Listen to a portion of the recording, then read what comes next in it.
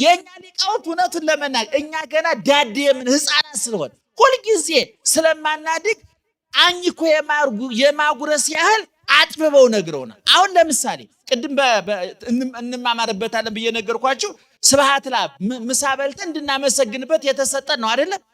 በጣም ነው የሚገርመው። አሁን ብዙ ጊዜ በልተና ምስጋና አናመሰግንበት። እኛ ግን አባቶቻችን በልታችሁ እንዲበሉ ከመብላታችሁ በፊት ይህን በሉ ከበላችሁ በኋላ ይህን በሉ ብለው ከብሉይ ከሐዲስ ቀርተው ከመጻሕፍተ ሊቃውንት ከመጻሕፍተ መነኮሳት ጨምቀው ከሌሎችም ጥንታውያን መጻሕፍት መርጠው እጥር ምጥን ስብስብ አድርገው ለጊዜ የማይፈጅ ጊዜ የማያቃጥል ደከመኝ ሰለቸኝ ተንዛዛ እንዳንል አጭር ግልጽ ሁሉንም የሚያካትት ጸሎት ሰርተውልናል። በእውነት እንደው ነፍሳቸውን ይማር አልንንም። ገነት ነው ያሉት፣ በረከታቸው ይድረሰን። እነሱን ያበረታ ያበርታን እግዚአብሔር። እና ቅድም እንዳልኩት ስብሐት ለአብ ስብሐት ለወልድ ስብሐት ለመንፈስ ቅዱስ ስብሐት ለእግዝእትነ ማርያም ስብሐት ለመስቀለ እግዚእነ ኢየሱስ ክርስቶስ ካሉ በኋላ ክርስቶስ በምህረቱ ይዘከረን። ክርስቶስ በምህረቱ ምን ያድርገን?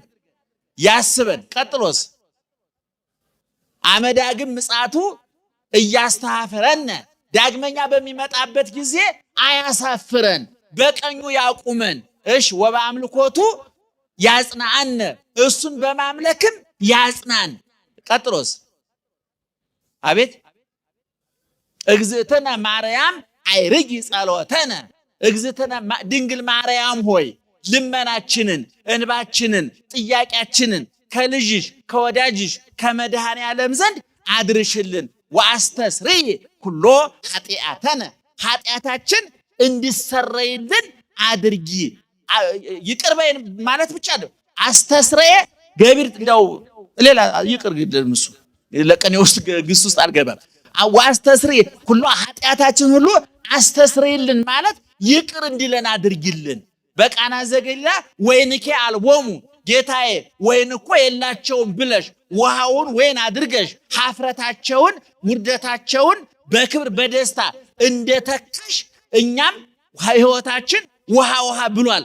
ባዷችንን ቀርተናል። ሀፍረት፣ ውርደት፣ ጭንቀት፣ ተስፋ መቁረጥ ከቦናልና የዚህ ሁሉ ደግሞ የምን ውጤት ነው? የኃጢአት ውጤት ነው። ኃጢአታችን ይቅር ካለን ጸጋሰ ስርየት ኃጢአት ይእቲ ታላቁ ሊቅ ዮሐንስ አፈወርቅ የኃጢአት ይቅርታ ማግኘት ጸጋ ነው አለ።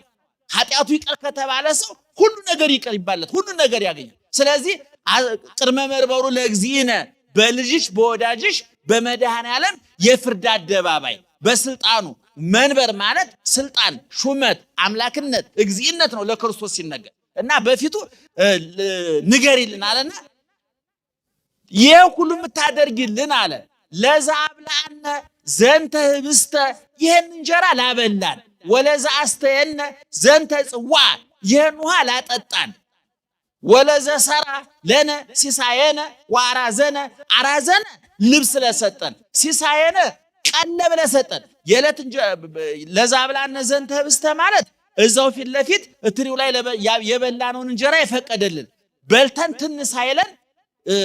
አንድ ጊዜ አንድ ሰዎች በሉና ካህናት ናቸው በልተው ሲያሳርጉ ሰውየው የበላነውን ከስጋችን የጠጣነውን ከደማችን ብሎ ያሳርጋሉና አንዱ ፌዘኛ ዝም ብሎና ምን ያስፈልገዋል አንድ ጊዜ በልተነዋል እኮ ብለው ይወጣሉ። መንገድ ላይ ሰውየው የበላው ሳይስማማው ይቀርና የተሸኘው መልሶ ተጠርዞ ይወጣል። እንግዲህ ተፈናቀለ ምግቡ ማለት ነው። ምግቡ ይፈናቀላል አንዳንድ ጊዜ ከሆነ እና ተፈናቅሎ ወጣ ምግቡ እና ቅድማዬ የበላነውን ከስጋችን ያልኩት ይሄ ችግር እንዳይመጣ ነበር አንተ አልተረዳኸኝም ማለት እና ለዛ ብላ ሲሳይ ማለት ቀለም ማለት ነው። ኪችን ያለው ያልተጋገረው ዶቄቱ፣ ጤፉ፣ ሽንኩርቱ፣ ዘይቱ ያልተሰራው ለዛ ብላነ ዘንተ ህብስተ ማለት ደግሞ እትሪው ላይ የበላ ነው የጠጣነው ውሃ የበላነውን እንጀራ ለሰጠን። ወለዘ ሰራ ለነ ሲሳየነ ወአራዘነ ማለት ደግሞ የዓመት ልብሳችንን የዕለት ቀለቡን የሰጠን ማለት ነው። ይህን ያደረገ ማን ነው? በደንብ ንገሩኝ። ወለዘ ታገሰ ለነ ኩሎ ኃጢአተነ ኃጢአታችንን ለታገሰ ሳያጠፋን ኃጢአታችንን ታግሶ በይቅርታው ታግሶ ላኖረን ለሱ ወለዘ ወሀበነ ስጋው ቅዱሰ ወደሞ ክቡረ ስጋውን ለሰጠን ደሙን ለሰጠን ወለዛ አብጽሐነ እስከዛቲ ሰዓት የዕለት እንጀራ ሰጥቶ ልብስ ሰጥቶ ኃጢአታችንን ታግሶ ስጋውን እንድንበላ ደሙን እንድንጠጣ ፈቅዶ እስከዚህ ቀን ድረስ የጠበቀን ለሱ ቸርነቱ ለዘላለም ነውና በምሕረቱ ያስበን፣ ዳግመኛ ሲመጣ አያሳፍረን፣ በአምልኮቱ ያጽናን። እመቤታችን ሆይ ጸሎታችንን አሳርጊልን፣ ኃጢአታችን ሁሉ ይቅር ይለን ዘንድ ብለው እንዴት አይነት ንባቡ የተዋበ ምስጢሩ የተዋበ ልብን የሚያሳርፍ አይምሮን የሚያሳርፍ ጸሎት ሰርተውልናል። በእውነት በድጋሚ ይሄን ላዘጋጁ አባቶቻችን በረከታቸው ይድረሰን። እኔ ብዙን ጊዜ የሚለፈፍ ጠላቶች አስበው አልመው የሚለፍፉት እኛም አሚን ብለን የተቀበልነው የሚመስል በቤተ ክርስቲያን ክርስቶስ አልተሰበከም፣ የክርስቶስ አልተነገረም የሚሉ የዋገራገር ሰዎች ይሄን እናንተ ስለማታነቡ ብዙም ስላልተማራችሁ ይሆን እንደበላችሁ ሊሆን ይችላል። እኛ ግን አንልም። ይክበር ይመስገን እግዚአብሔር። አንልም። አንብበናል፣ ተምረናል፣ አውቀናል። ኦርቶዶክሳዊ ተዋሕዶ ቤተክርስቲያን እንኳን በመደበኛ ቅዳሴዋ እንኳን በመደበኛ ማህሌቷ እንኳን በመደበኛ ስብከቷ ስንበላ ስንጠጣ እንኳን ስሙን ጠርተን ጌትነቱን ልብ አድርጉ። ክርስቶስ በምኑ ያስበን? በምኑ ያስበን? ዳግመኛ ሲመጣ ምን ያድርገን? በአምልኮቱ ምን ያድርገን? ከዚህ የበለጠ ጸሎት አለ? ከዚህ የበለጠ ጸሎት አለ? የለም።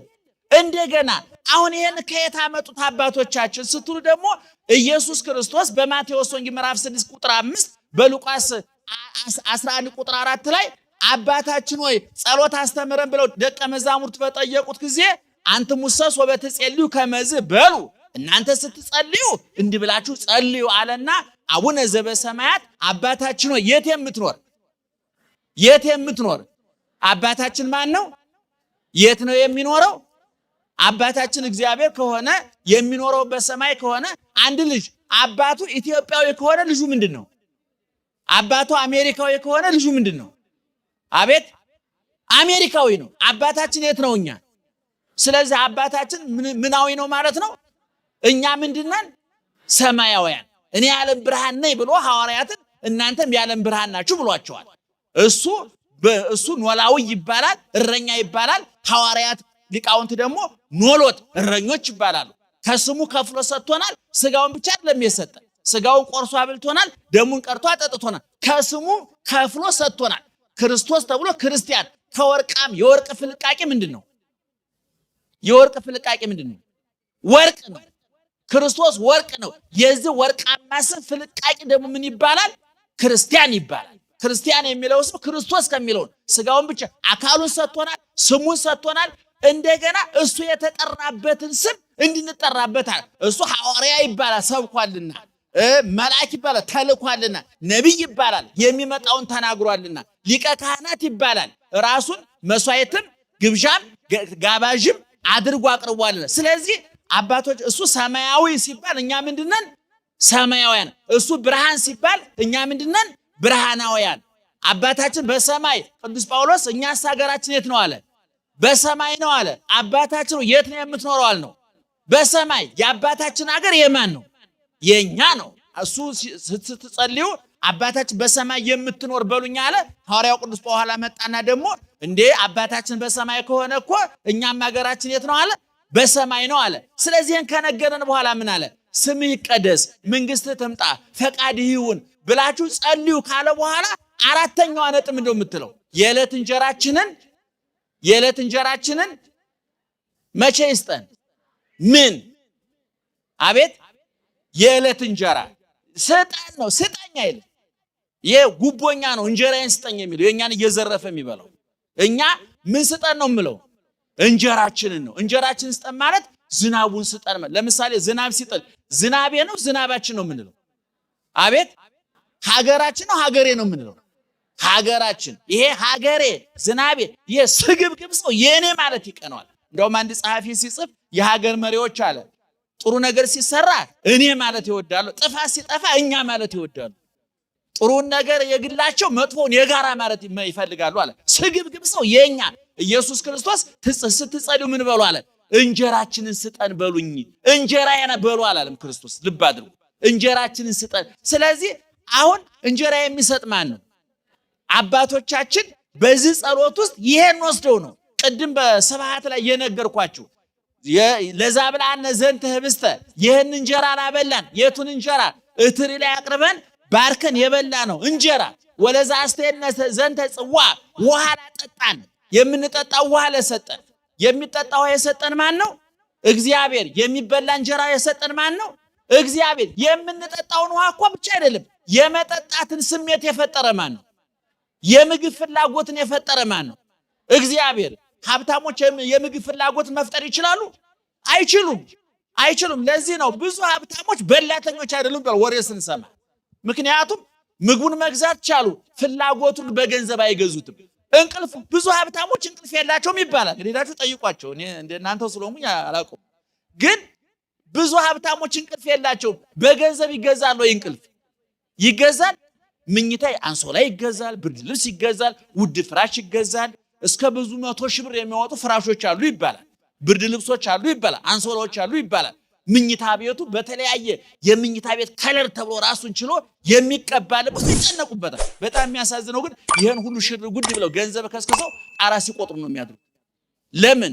እንቅልፍ ይገዛል በገንዘብ አይገዛም። ሊቁ እንዳለው ፈላስፋው እንዳለው ብር መጽሐፍ ይገዛል፣ ጭንቅላት አይገዛም ማለት አይምሮ አይገዛም። ስለዚህ ዕውቀት በገንዘብ የሚገዛ ቢሆን ምድረ ድሃ ባዶውን ቀርቶ ነበር። እንቅልፍ በገንዘብ የሚገዛ ቢሆን ምድረ ድሃ ባዶአችንን ቀርተን ነበር። ነገር ግን ምግብ የሚሰጥ ማን ነው ብያችኋለሁ? ውሃ የሚሰጥ ማን ነው ብያችኋለሁ? የመጠጣትን ስሜት የመራብን ስሜት የሚፈጥር ራሱ ማን ነው? እግዚአብሔር ነው። ሰዎች አይምሯቸው ሲታመም አንዱ ችግራቸው ምንድን ነው? አይረባቸውም። ሰምታችኋል? ይሄን አይረባቸውም፣ እንቅልፍ አይመጣም። ምክንያቱም እዚህ ሁሉም ነገር በነገራችን ላይ አጠቃላይ ታላቁ ሊቅ ዮሐንስ አፈወርቅ እንዳለው ይሄንን አይምሯችሁን ጠብቁና ዮሐንስ አፈወርቅ እስመ እምኔሁ ይወፅእ ኩሉ ሰናይ ወእኩይ፣ መጥፎም ጥሩም የሚወጣው ከዚህ ነው አለ። ስለዚህ ይሄንን ጭንቅላት መንከባከብ ያስፈልጋል አለ። ስለዚህ ለምሳሌ አሁን እኔ እግሬ እየተንቀሳቀስ ነው፣ ማናዞት ነው? አንድ ሰው በቦክሰው ቢማታ መመሪያ የወጣው ከየት ነው? ከጭንቅላት ነው። ስለዚህ ሰውየው ቦክስ እንዳይማታ እጁን መያዝ አይደለም የሚያዋጣው፣ አይምሮውን መለወጥ፣ አስተሳሰቡን መለወጥ ነው። ምክንያቱም አይምሮውን ካለወጥከው አሁን እጁን ብትይዝ ስትለቀው ሰው ሊማታ ይችላል። ለዚህ ነው ሐዋርያው ቅዱስ ጳውሎስ በልባችሁ መታደስ ተለወጡ እንጂ ይህን ዓለም አትምሰሉ። ቅዱስ ዳዊትም አቤቱ ንጹሕ ልብ ፍጠርልኝ። ልቡና፣ አይምሮ፣ ናላ ተመሳሳይ ናቸው። እንደው ስንፈላስፍ አንዳንድ ጊዜ እናወሳስበዋለን እንጂ ሁሉም ተመሳሳይ ነው። መካነ አይምሮ ይሄ ነው። ሁሉም ባለፈው ተናግሬዋለሁ። መታወቂያ ስታወጡ መታወቂያችን ላይ የሚለጠፈው ፎቶ የቱ ነው? ሆዳችን ነው? እግራችን ነው? ሆዳችን መለያ ሊሆን አይችልም። ምክንያቱም በሬም ሆዳለሁ፣ አህያም ሆዳለሁ፣ በግም ሆዳለሁ። ቁም ነገር የለውም እሱ። መለያችን ምንድን ነው? ከዚህ በላይ ነው አይደለም? ፎቶአችን ላይ መታወቂያ ላይ የተለጠፈው ምናችን ነው? አንገታችን። ስለዚህ ሁሉም ነገር ያለው እዚህ ላይ ነው። ስለዚህ ይሄኛው ከተበላሸ ይሄኛው ከገደል ከገባ ውሃ በላው ማለት ነው። ስለዚህ ወደ ትምህርቱ ስንመለስ የዕለት እንጀራችንን ስጠን ብለን እንጸለያለን። ማን ነው እንጀራ የሚሰጥ ብያችኋለሁ? እግዚአብሔር። ይሄን የዕለት እንጀራችንን ስጠን፣ ይሄን ውሃ ላጠጣህን፣ ይሄን እንጀራ ላበላህን፣ ይሄን ምግብ ለሰጠህን ብለን ስንጸልይ ምእመናን እዛ እትሪው ላይ ላለው እንጀራ ብቻ አይደለም፣ መሶብ ውስጥ ላለው እንጀራ ብቻ አይደለም፣ መጋዘን ላለው ጤፍና ስንዴ ወይም ዘይትና ቅቤ ብቻ አይደለም፣ አጠቃላይ የዕለት እንጀራችንን ስጠን ስንል ሰማዩን ባርክልን፣ ክረምቱን ባርክልን፣ በጋውን ባርክልን፣ መሬቱን ባርክልን፣ በሬውን ከነገበሬው አውላህ አግባልን እያልን ነው። ገብቷችኋል ሐሳቤ? አሁን የዕለት እንጀራ ለምሳሌ የኔ ልጆች የዕለት እንጀራችንን ስጠን ብለው ወደ እግዚአብሔር ሲጸልዩ ምን ማለታቸው ነው? አባታችንን አውላህ አግባልን ማለታቸው። የእንጀራ ምንጫቸው ማን ነው? እኔ ነኝ። የኢትዮጵያ ሕዝብ የዕለት እንጀራችንን ስጠን ብሎ ሲጸልይ የጅቡቲን ወደብ ሰላም አድርገው እያለ ነው። ምክንያቱም በጅቡቲ ወደብ በኩል ሁሉ የሚመጣው ታውቃላችሁ። ስለዚህ አንድ የቢሮ ሰራተኛ የዕለት እንጀራን ስጠኝ ሲል ካለቃዬ ጋር አግባባኝ። ጸሎቱ ኢየሱስ ክርስቶስ የነገር እምቅ ጸሎት ነው። እምቅ ነው። አልተተረተረም፣ አልተብራራም። ስለዚህ ጸሎቱ ቀላል ነገር እንዳይመስላችሁ፣ ትንሽ ነገር እንዳይመስላችሁ። በልታችሁ ስብሐት ማለት አለባችሁ። እየሰማችሁ ነው? ደህና መሻችሁ። ደህና መሻችሁ። ስለዚህ አሁን በዚህ ቅድም ስንበላ ስብሐት በምንለው ውስጥ ስንት ነገር ተካቷል ብትሉ ባጭሩ 4 ነገር ተካቷል። የመጀመሪያው በቁሙ እንጀራችንን ስጠን። ቅድም እንዳልኩት የምንበላውን የምንጠጣውን በእውነቱ ምን ልብላ ምን ልልበስ የት ልደር ከማለት የበለጠ ፈተና የለም። የሚበላ ማጣት፣ የሚጠጣ ማጣት፣ የሚለበስ ማጣት፣ መጠለያ ማጣት፣ ይሄ ከባድ ስጋዊ ፈተና ነው። ስጋዊ ብዙዎቹ ዛሬ ወገኖቻችን የዕለት እንጀራ አጥተው የሚሰቃዩ በየቦታው ስንት ናቸው? በእውነቱ የፈረንጅ ስንዴ የሚጠብቁ የፈረንጅ ዘይት የሚጠብቁ ለመሬት ሳናጣ ለማፈር ሳናጣ የአየር ጠባያችን ሳይጣላን የኛ ጠባይ በመበላሸቱ የተነሳ ለመሬት ሳናጣ የደረቀ ጭንቅላት በመያዛችን ለማፈር ሳናጣ ለፍቅር በማጣታችን ሰላም በማጣታችን በምርጥ ዘሩ ፋንታ ጥይት ስለዘራንበት በማዳበሪያው ፋንታ ፈንጅና ቦምብ ስለሰራንበት በትራክተሩ ፋንታ መድፍና ትራክተር ስለነዳንበት ስላነደሩ መሬቱን የለት በእውነቱ ይሄ መሬቱን እኛውን ያበላሸ ነው እንጂ እግዚአብሔር ለኢትዮጵያውያን እንደ በመዝሙረ ዳዊት እኮ ለኢትዮጵያውያን ምን ምሰጣቸው ይላል። ምግባቸውን የምሰጣቸው በጋር ይሄ የሚገባችሁ እኔ ገብረ ክርስቶስ ደስታ የሚባል ምንድነው ታውቁታላችሁ? ምንድነው? አንድ ግጥም አለው። ግጥሙ ጀርመን ሀገር ሆኖ ነው የደረሱት ደራሲ የደረሰው እና እዛ ክረምት አለ፣ እዛ በጋ አለ፣ እዛ ጨለማ አለ፣ እዛ ብርሃን አለ፣ እዛ ቀን አለ፣ እዛ ሌሊት አለ ሀገሬ ነው የሚለው ግጥሙ ባጭሩ ነው። ግጥሙን ዝርዝሩ አልነግራችሁም። እና እኔ ዛሬ 15 ዓመት ስሰማው ቀንና ሌሊት የሌለበት ሀገር አለ ወይ ምን ግጥም ሊሆን ይችላል ይሄ ብዬ ታችሁኝ እኔ ባቅም በኋላ የት ብሄር ቢገባ ይጥሩ ጀርመን ሲሄድ ገባ። ጀርመን ሀገር ክረምቱ ልክ የለው በጋው ልክ የለው። በጋው ነዲር ነው፣ ክረምቱ ስቃይ ነው። አሁን ለምሳሌ ይሄን ሸሚዝ በክረምት መልበስ ይችላልው አልችልም? እኔ እዚህ ሀገር ላይ እንችላለን። አውሮፓ አትችልም። ያለ ልብስን ተሽቁም ሳጥና ነው የምትሄደው። እኛ ሀገር የተባረከ ሀገር ሰጥቶ ግን እነሱ የሚገርማችሁ አየሩ ቢበላሽም አልተበላሸም። እያያችሁት ነው። ወይዘሮ ስፋን አዩት፣ ይህ አልተበላሸም። ስለዚህ ለብርዱ ማሞቂያ ለሙቀቱ ማቀዝቀዣ ሰጥቶ እኛ ግን ይሄ ኦፍ ስለሆነ ማሞቂያውን ማቀዝቀዣውም ከሰማይ ነው፣ ራሱ ባለቤቱ ነው። እነዚህ አይረቡም፣ ዝግ ጭንቅላት ስለሆኑ እንስሳት ስለሆኑ እኔ ራሴ ላቀዝቅዝላቸው ላሙቅላቸው ብሎ በቀጥታ የኛን አየር ጠባይ እየተቆጣጠረ እያስተዳደረ ያለው ማን ነው? ንገሩኝ። እግዚአብሔር ነው። ስለዚህ የዕለት እንጀራችንን ስጠን ስንል የተዘራው ይብቀል፣ የተተከለው ይጽደቅ፣ ነጋዴው በሰላም ይነግድ፣ ወታደሩ ሀገር ይጠብቅ፣ የቢሮ ሰራተኛው ስራውን ይስራ፣ ሹፌሩ ሰላም ወጥቶ ይግባ ማለታችን ነው። እንደው ዝም ብሎ ቀላል ነገር እንዳይመስላችሁ። እኔ አባቶቻችን ምን አሉ ሲያስተምሩን? አቡነ ዘበ አባታችን የሚለው ጸሎት አሉ ቢበተን 80 መጽሐፍት ይሆናል። 80 መጽሐፍት ሲጠቀለሉ ደግሞ ምን ይሆናሉ? አባታችን ይሆናሉ ብሏል ሊቃውንቱ። ይገርማቸዋል። ስለዚህ አሁን በዚህ በልተን ስብሐት በምንለው ጸሎት ውስጥ ስንት ነገር አለ ብያችኋለሁ? 4 ነገር። የመጀመሪያው የዕለት እንጀራችንን ስጠን፣ የዕለት ምግባችንን ስጠን። የዕለት እንጀራችንን ስጠን ውስጥ እየሰማችሁ ከሆነ ጤናን ያካትታል፣ ስራ ለማጣትን ያካትታል፣ ብዙ ነገር ነው የሚያካትተው እያልኳችሁ ነው። ከዛ ቀጥሎስ ሁለተኛው ነጥብ ሲሳይና ዋራዘን ወለዘ ተአገሰ ለነ ኩሎ ኃጢአተነ፣ ኃጢአታችን ይቅር በለን። በልቶ ጠጥቶ ለብሶ ሁሉ ነገር ተሟልቶለት ኃጢአተኛ ከሆነ ውሃ በላ። ምግብ ማግኘት ብቻ በቂ አይደለም። ውሃ ማግኘት ብቻ በቂ አይደለም። ልብስ ማግኘት ብቻ በቂ አይደለም። ብዙዎቻችን የኑሮ ጥጉ የኑሮ መጨረሻ የሚመስለን ምንድነው? በቂ ምግብ ማግኘት፣ በቂ ልብስ ማግኘት፣ መኪና መግዛት፣ ቤት መስራት፣ መሰረታዊ ፍላጎቱን ማሟላት የሚመስለን አይደለም። ለክርስቲያን የበቂ አይደለም። ለመብላትማ እንደውም ሊቃውንት ምን ይላሉ? የዕለት እንጀራችንን ስጠን የሚለውን ሲተረጉሙ የሰው ጠባይ 2 አይነት ነው ይላሉ። መላካዊ ባህሪ ያለ፣ እንስሳዊ ባህሪ ያለ። ለምሳሌ እኛ እንበላለን አይደለም? ውሻ ይበላል አይበላም? አህያ ይበላል አይበላም? ቀበሮ ይበላል አይበላም? ለምሳሌ እረኝነት የነበራችሁ ሰዎች ቀበሮ በግን በጣም እንዳይበላው የሚያሰጋው ምንድነው? የበግ ጥላቱ ማን ነው? አቤት ምን እንዳያደርገው? እሺ እናንተ በጉን ከቀበሮ የምትጠብቁት ምን ልታደርጉት ነው? ልዩነቱ ምንድነው? እስኪ ነገር ልዩነቱን አሁን አንደው በጉ እንደው የድምጽ መስጠት ስነ ስርዓት ቢኖር በጎች ተሰባስበው ሳይብላችሁ ቀበሮ ተብሎ ቢጠዩ ማን ቢበላቸው ይሻላቸዋል? ቀበሮ። እኛ ጠብሰን ቀቅለን አሰቃይተን ነው ምን በላቸው እኮ። ስለዚህ ሊቁ ምንድነው የሚለው? በመብላት ልዩነት የለም ነው የሚለው። ቀበሮም ትበላው አንተም ትበላለህ፣ ቀበሮም ይበላዋል። ምንም ልዩነት የለም። አህያ ይበላል አንተም ትበላለህ። መዋለዱ ይሁሉ ጠቅላላ እንስሳዊ ጠባይ ነው። ነገር ግን ሰው ውስጥ ያለው እንስሳዊ ጠባይ ብቻ አይደለም፣ ባህሪ መልአካዊ ያለ። ባህሪ መልአካዊ ምንድነው? ምስጋና መብላት፣ እግዚአብሔርን ማመስገን፣ እግዚአብሔርን ማክበር፣ ለእግዚአብሔር ክብር መኖር፣ በንጽህና በቅድስና መኖር፣ በበጎ ስራ መኖር። ይሄ እንስሳዊ ባህሪ መልአካዊ ባህሪ። አቤት መብላት፣ መጠጣት፣ መተኛት ምናዊ ባህሪ ነው። እንስሳት ይተኛሉ አይተኙም? ይተኛሉ አይተኙም? ይወልዳሉ አይወልዱም? ይበላሉ አይበሉም? ይለብሳሉ አይለብሱም? ይለብሳሉ። ቆዳ ለብሰው ነው የተወለዱት። እኛ ልብስ በየጊዜው የምንቀይረው ለምንድን ነው? እግዚአብሔር ጭንቅላት ስለ ልብስ የሚያመርት ጭንቅላት ስለሰጠን ራቁታችንን ነው የመጣው። በኋላ መረተን እኛ።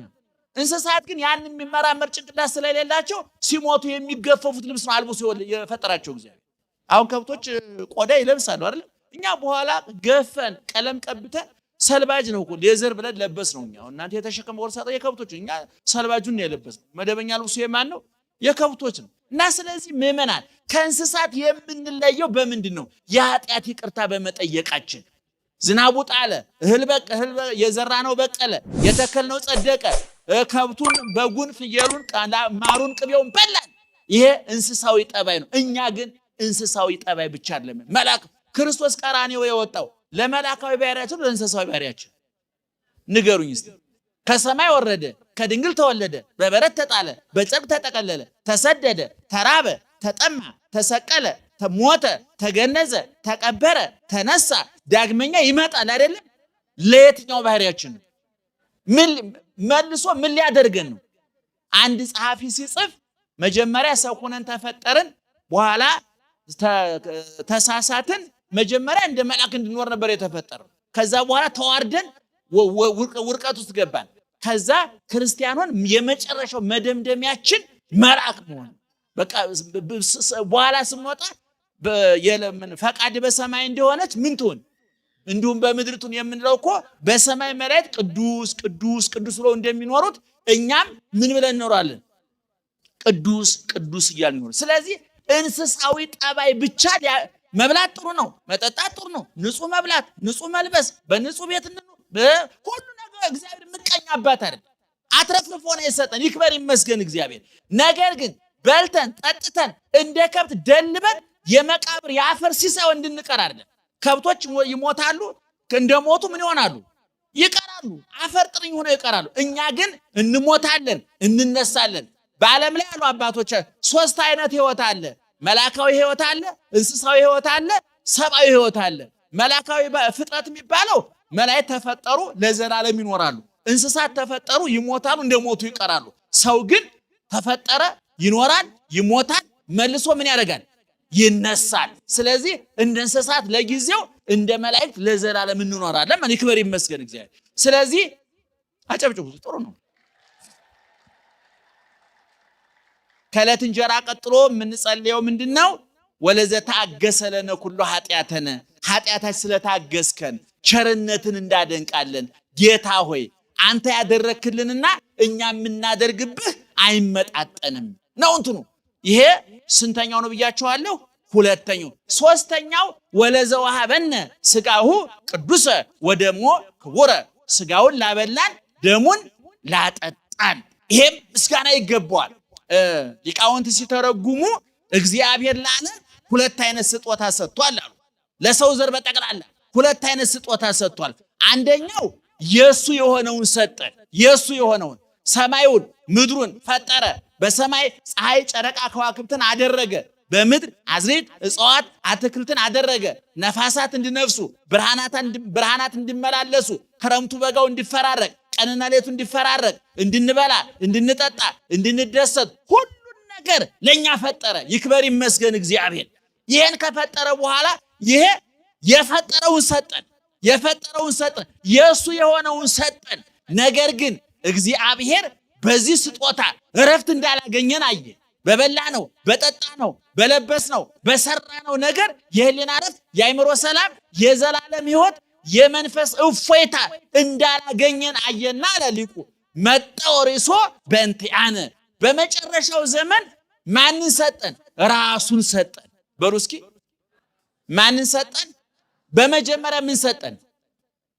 የሱን ሰጠን። መጨረሻ ላይ ግን ማንን ሰጠን?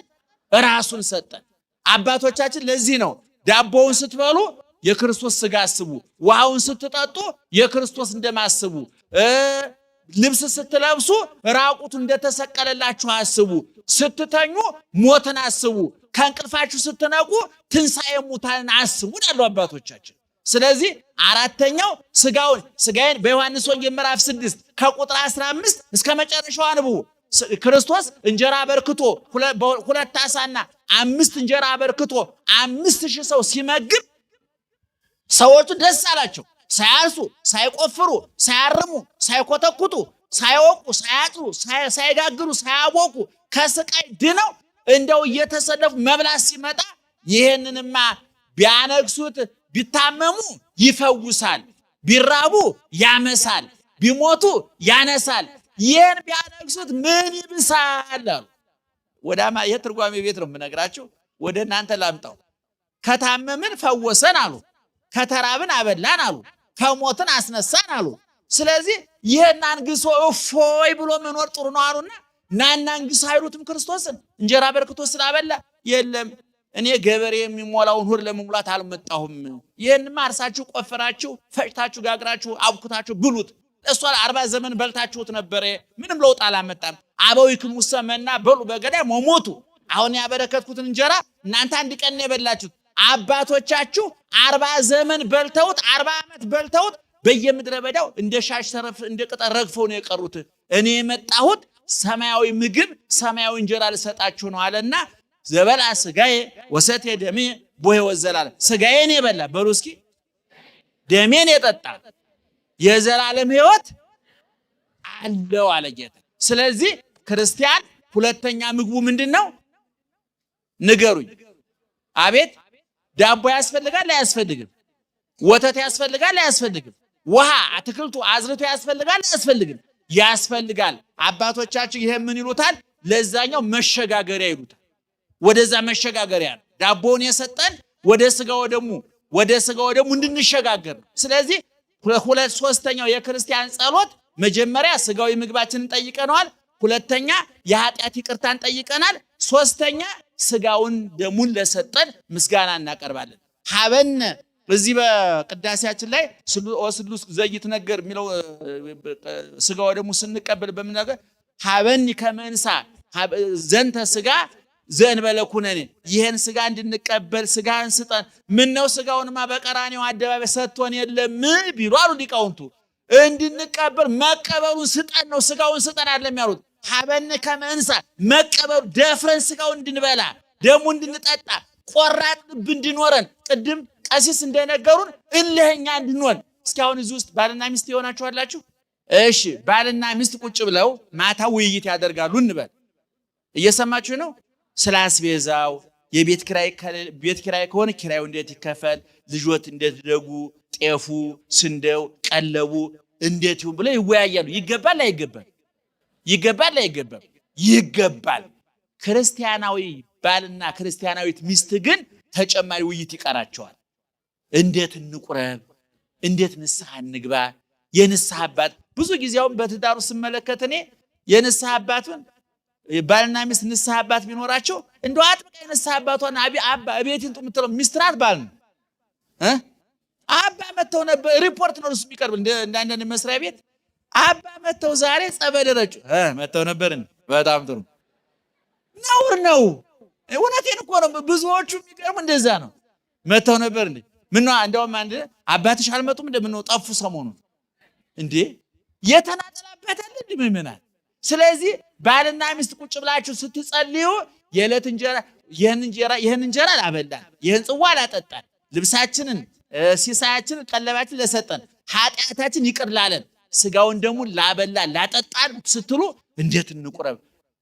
ፈጽሞ ለመጀመሪያ ጊዜ የምትቆርቡ ከሆነ እንዴት አድርገን እንማርና ወደ ስጋው ደሙ እንምጣ? እንደገና ደግሞ ቆርባችሁ ከሆነ ደግሞ አረ ከቆረብን እኮ ራቀ ጊዜው አለፈ። አረ ቶሎ በነገራችን ላይ ምእመናን ስጋው ደሙን በየጊዜው የምንቀበለው በተለይ ትዳር ውስጥ ያለነው ሰዎች ለሶስት ለአራት ነገር እንዳገለግል ነው። አንደኛ ቅሬታ ካለ ለምሳሌ ተቃይሞ መቁረብ ይቻላል ወይ? ደህና ዋላችሁ? ተኮራርፎ መቁረብ ይቻላል? ስለዚህ እንደው ትንሽ ተኮራረፉ ባልና ሚስቶች። በነገራችን ላይ ባልና ሚስት ይኮራረፋሉ አይኮራረፉ እንዴ? ካልተኮራረፋችሁም አልተጋባችሁ ማለት እኮ ነው። አንዳንድ ውሸታም ባልና ሚስት እንደው ይቀር ገላምጦ እንዴ ይሄ በደባልነት እየኖረው ማለት ውሸቱን ነው። ውጭ ልቡ ውጭ ነው ያለው። ለአንድ ጉዳይ ትኩረት ካልሰጠ ነው አንጣለም። ጎረቤት ዝም ብሎ በግንብ የታጠረ ጎረቤት ጋር መጣላት ይቻላል እንዴ? ሰው አንድ አልጋ ላይ መተኛት ወጪ መጋራት ጀምሮ ግጭት ከሌለ እነሶች ወይ ፍጹም መላክነት ደረጃ ደርሰዋል ወይ አልተጋቡ ወይ ሊፋቱ እያኮበኮቡ ነው ማለት። እውነቴን ነው የምላቸው። ስለዚህ መወያየት ያስፈልጋል። እንዴት እንቁረብ፣ እንዴት ንስሐ እንግባ፣ እንዴት እንነጋገር ብሎ መወያየት ያስፈልጋል። ስለዚህ የንስሐ አባት ቅድም እንደነገርኳችሁ ስጋው ደግሞ ተኮራርፈው ከሆኑ እንዴ አሁን እኮ ልንቆርብ ነው ይቅር በለኝ ስንባባል ስጋው ደግሞ የሰፈር ሽማግሌ ሆነ ማለት ነው። አስታራቂ ሆነ ማለት ነው። አሁን በስጋው ደግሞ አማካኝነት ምን ተፈጠረ ማለት ነው? አቤት ሰላም ተፈጠረ። አስታራቂ ሽማግሌ ሆነ ማለት። ሁለተኛ ክርስቶስ ንዜኑ ሞተከ ወትንሣኤከ ቅድስተ ነአምን ዕርገተከ ወዳግመ ምጽአተከ። አባቶች በቅዳሴ ከሰሩልን አንዱ ጌታ ሆይ ሞትህን ትንሣኤህን እንናገራለን፣ ማረግህን ዳግመኛ መምጣትህን እንናገራለን አለ። በቅዳሴያችን ይሄን ነው። እንደገና ሐዋርያው ቅዱስ ጳውሎስ ደግሞ አምጣነ ትበልዕ ወለዝንቱ ህብስት ወትሰትዩ ወለዝንቱ ጽዋ ሞቶ ለእግዚእነ ትዜንው። ይህን ህብስት ስትበሉ ይህን ጽዋ ስትጠጡ የክርስቶስን ሞቱ ምን ታደርጋላችሁ አለ? ትናገራላችሁ አለ። ልክ ለምሳሌ እሁድ የምንቆርብ ከሆነ ስለ ቁርባና ከመቼ ጀምሮ መወያየት እንጀምራለን? አቤት እሁድ ሊቆርቡ ነው ባልና ሚስቱ። ከመቼ ጀምረና እንወያየን ስለ ቁርባኑ? ከሐሙስ አንጀምር? ከሮብ እንደው ከሐሙስ እንጀምራለን። ቢያንስ በዚህ በባከነ ውጥረት በበዛበት ዓለም ውስጥ ቲክቶኩ፣ ፌስቡኩ፣ ዩቲዩቡ፣ ኑሮ፣ ፖለቲካው፣ ኢኮኖሚ ወጥሮ በማያፈናፍንበት ዓለም ውስጥ ቢያንስ ሐሙስ፣ ዓርብ፣ ቅዳሜ፣ እሁድ ማንን አሰብን ማለት ነው? ክርስቶስን አሰብን ማለት ነው። በእግር መንገዱ መታሰብ ያድርጉት ማለት ይሄን ስጋ ስትበሉ ይሄን ደም ስትጠጡ ወገኖች ይሄ እኮ እንደው አንድ ሰው እንኳን እንደው ድግስ አመጥቶ ቤታችን እኮ ብንበላ እኮ እየጎረስን ምግቡን ምንድነው የምናስበው? ያመጣውን ሰውዬ ነው አይደል? ወጡ እንዴት እንደተሰራ ጭሶባት፣ ዳቦ እንዴት እንደተጋገረ፣ እንጀራው እንደተጋገረ ሙያዋን እያደነቀ አይደል ምን በላው እንዴ? ልክ የክርስቶስን ስንበላ ቀራንዮ ላይ የተከፈለውን ዋጋ እጁን ተቸንክሮ እግሩን ተቸንክሮ በጥፊ ተመቶ መራቅ ተተፍቶበት ሐሞት ኮምጣጤ ጠጥቶ የሸዋክ ተደፍቶበት የመከራ ዶፍ ወርዶበት ነው ይህን ስጋ ያበላል፣ ይህን ደም ያጠጣል። ስለዚህ ስንቆርብ ማን እናስባለን ማለት ነው? እግዚአብሔር እናስባለን። ሶስተኛ በትዳር ውስጥ መተማመን ያመጣል። አንድ ሰውዬ የዛሬ 5-6 ዓመት ነውና ልጅቱ ወጣት ናት። ወደ 28 ዓመት 27 ዓመት ይሆናታል። እሳቸው ወደ 55 እንደዚህ ይሆናቸዋል። አቤት መራራቅ ትላላችሁ በልባችሁ። ምን አገባችሁ? እነሱ ተስማምተው እየኖሩ እና ሰውየው የዋህ ነገር ቀና ሰው ናቸውና እንቁረብ ብለው ይመጣሉ እሳቸውና እኔ በተናጠል አስተምረን እንደው ለመሆኑ በእውነት እንደው ስጋው ደግሞ ጥሩ እኮ ነው በርትተዋል፣ እንደው እንዴት ወደዛ አሳሰቦት ተብሎ ሲጠየቁ አይ እኔ ብዙን ጊዜ ውጭም ሄዳለሁ ምንም የረንቀሳቀሳለሁና እንደው ቃል ኪዳናችን እንደው አስሮ እንዲይዝልኝም ጭምር ነው። እንግዲህ አያቸው የኚህ ሰውዬ የፈለጉ ስጋው ደሙን የሚስታቸው ዘበኛ ጠባቂ ከቆረበች የትም አትሄድም ነው። የሰው ልጅ ቆርቧል ከገነት ወንጀል የሰራ ሰው አዲስ አበባ ኃጢአት መስራት ያቅተዋል? ሰው ተንኮል ካሰበ ደግሞ ሰው ምን ችግር አለበት? ሰው ደግሞ ተንኮል ካሰበ እዚሁ ፊት ያታልል የለ እንዴ? የሰው ልጅ እስካሁን ነዳጅን ቆፍሮ ማውጣት ተችሏል። ውድ ማዕድን ቆፍሮ ማውጣት ተችሏል። እስካሁን ቆፍሮ ማውጣት የተቻለ የሰው ልብ ብቻ። አሁን እየተጣናናኑ ትላላችሁ እናንተ 7 ዓመት ተጠንቶ እንደ በቆሎ መልሶ ጥሬ የሚሆን ሰው አይጠናም። ሰው እንደው ዝም ብሎ መጠናናቱ ሲሆን ምኑ ነው የሚጠናው? መጀመሪያ ነው እሱማ አንድ ጥናት ነው። ራስ ማጥናቱ ራስ መጠናት አለበት። ስለዚህ እኔ ስጋ ወደሙን ማሰብ አለብን፣ የኃጢአት ይቅርታ ማሰብ። ስለዚህ አባቶቻችን ማጠቃለያው አባቶቻችን ምግብ ስንበላ እንድንጸልይ የመደቡልን ጸሎት ቀላል እንዳይመስላችሁ። ሐዲስ ኪዳን ነው እየጸለይን ያለ ነው። ብሉይ ኪዳን ነው እየጸለይን ያለ ነው። የኛ አባቶች እንዲህ አድርገው የስምምነት ጸሎት ሁላችን አንድ ሆነን የምንጸልየው ጸሎት ሰርተውልናል። ይሄ በእውነቱ አፌን ሞልቼ እናገራለሁ። ሌሎች ሃይማኖቶች ውስጥ የለም። ሌላ ሃይማኖት አይታችሁ እንደሆነ ፓስተሩ ትዝ ያለው ነው የሚጸልየው። የሱ ኑሮ ካልተስተካከለ ኑሯችንን ሙሉ ይላል። ከተስተካከለ ደግሞ ስለሞላ እናመሰግናለን። የራሱን ሐሳብ ነው የሚያንጸባርቀው እንጂ የእግዚአብሔርን ሐሳብ አያንጸባርቅም። እኔ አንድ የፈጠራ ጸሎት አይጸልም ነው በቤተክርስቲያን። አሁን ብዙዎቹ ይሄን ስለማይሸመድዱት ውዳሴ ማርያምን ስለማይሸመድዱ ዳዊቱን ስለማይሸመድዱ እንደ አማራጭ የግል ያሰበት ነው። ጌታ ሆይ እምንበላው እንዲሰጠን እንፈልጋለን ካለ ይሄ ፓስተር ቤቱ ችግር አለ ማለት ነው። እንደገና ደግሞ ለሱ ከሞላለ ሁሉ ሞልቶላታ ብሎ ስለሚያስብ ጌታ ሆይ ሁሉን አትረፍረፈ ሰጥተናል ተመስገን። ያልሞላለት ምን ይበል? በአንተ ልክ ይጸልይ እንዴ? አባቶቻችን ግን ጸሎቱ በግለሰብ ልክ የተሰፋ ሳይሆን ሁላችንም የሚያካትት ጸሎት ሰርተውናል። እንዴት አይነት አባቶች ነበሩን! ይክበር ይመስገን እግዚአብሔር። እንኳን የነሱ ልጆች አደረገን። ትዝ ያለን እንዳንጸልይ። እኔ ብዙ ፓስተር ወዳጆች አሉኝ። መቼም ከዚህ በፊትም ተናግሬያለሁ። ሌላ ሰው ቢናገር ወንጀል ይገባል ታውቃላችሁ።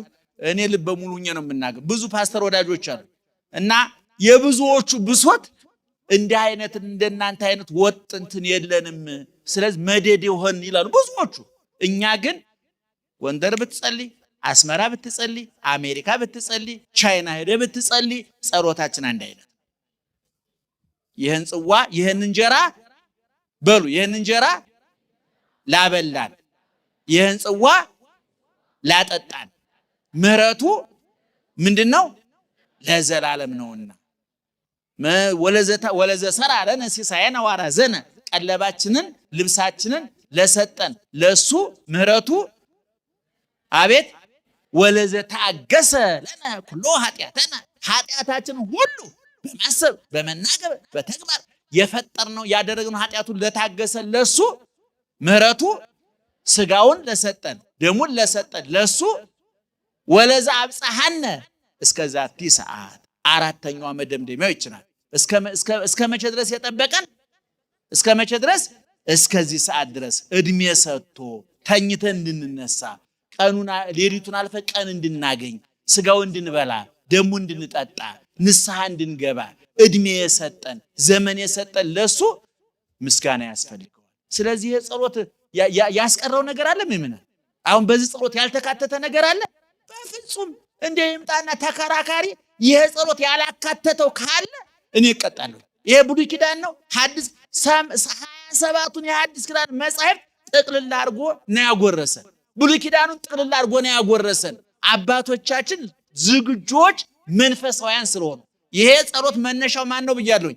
አቡነ ዘበሰማያት። አቡነ ዘበሰማያት ደግሞ ያስተማረን የደረሰን የነገረን ማን ነው? እግዚአብሔር። በማቴዎስ ወንጌል ምዕራፍ 8 ምዕራፍ 6 ቁጥር 5 ላይ